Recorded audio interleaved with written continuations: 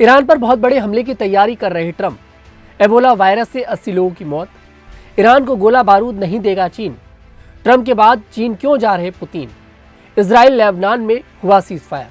नमस्कार, the news 15 देख रहे हैं आप।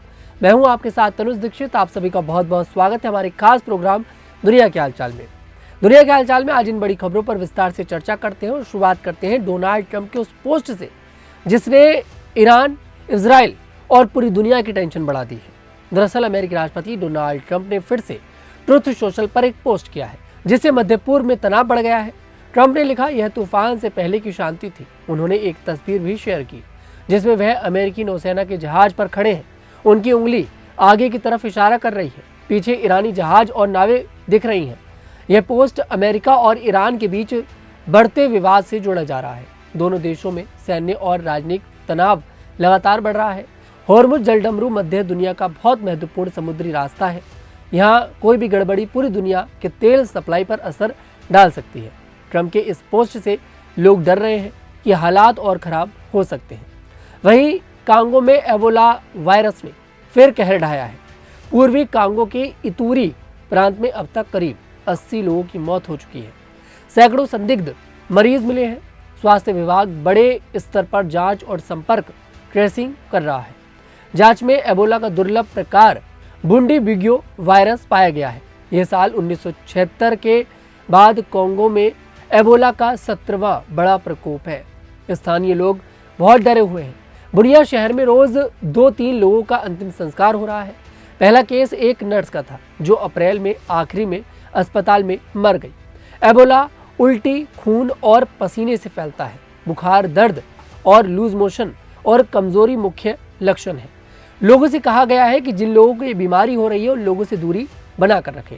वहीं अमेरिकी राष्ट्रपति डोनाल्ड ट्रंप ने ईरान को लेकर बहुत सख्त बयान दिया है।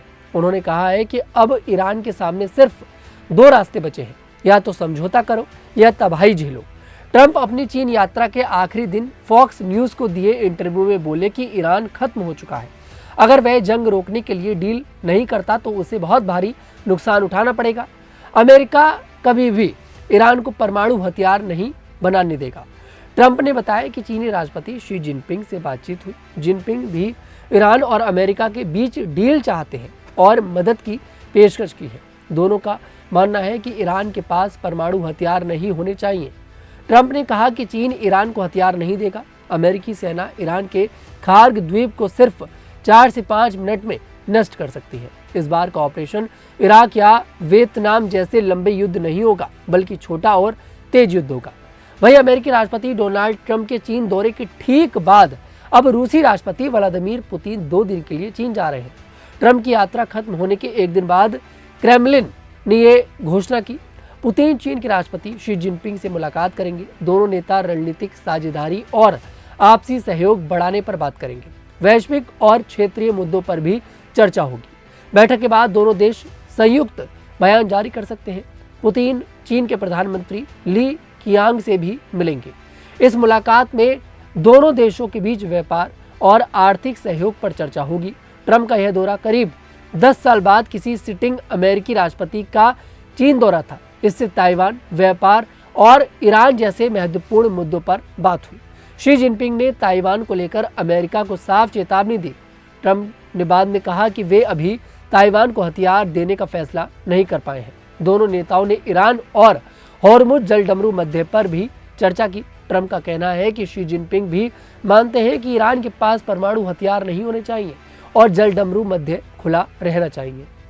वहीं पश्चिम एशिया में लड़ाई के बीच एक अच्छी खबर सामने आई है। इजराइल और लेबनान ने अपना सीजफायर 45 दिन और बढ़ा दिया है। अमेरिका की राजधानी वॉशिंगटन में दोनों देशों की बातचीत हुई। इस बातचीत के बाद वे इस फैसले पर सहमत हो गए। अमेरिकी विदेश विभाग ने यह जानकारी दी। यह सीजफायर रविवार को खत्म होने वाला था, लेकिन अब इसे 45 दिन के लिए बढ़ा दिया गया है। अमेरिकी प्रवक्ता टॉमी पिगोट ने बताया कि 2 दिन की अच्छी बातचीत के बाद यह हुआ। अगली बातचीत 2 से 3 जून को होगी। पिगोट ने कहा कि हम चाहते हैं कि दोनों देशों के बीच स्थायी शांति बने। दोनों एक दूसरे की सीमा और आज़ादी का सम्मान करें।